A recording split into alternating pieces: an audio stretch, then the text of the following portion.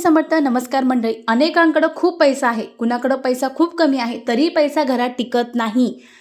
किती केलं तरी पैसा घरात राहतच नाही, अशा अनेकांच्या समस्या आहे. असंच शुक्रवारी आपल्याला हा उपाय करायचा आहे. हा उपाय अतिशय प्रभावी आहे.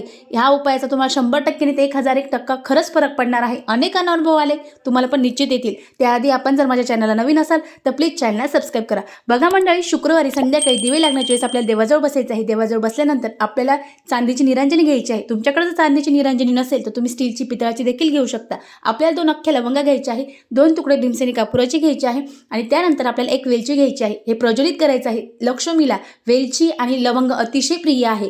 ते घेतल्यानंतर आपल्याला ते देवाला ओवाळायचं आहे. ओवाळताना तुम्हाला देवीचा जोही मंत्र येतो तो मंत्र बोलायचा आहे. त्यानंतर ओवाळल्यानंतर ते खाली ठेवायचं आहे. चटका लागणार नाही याची तुम्हाला विशेष काळजी घ्यायची आहे. त्यानंतर ते खाली ठेवल्यानंतर देवाला नमस्कार करायचा आहे आणि तुमच्या ज्या आर्थिक समस्या आहे त्या सांगायच्या आहे.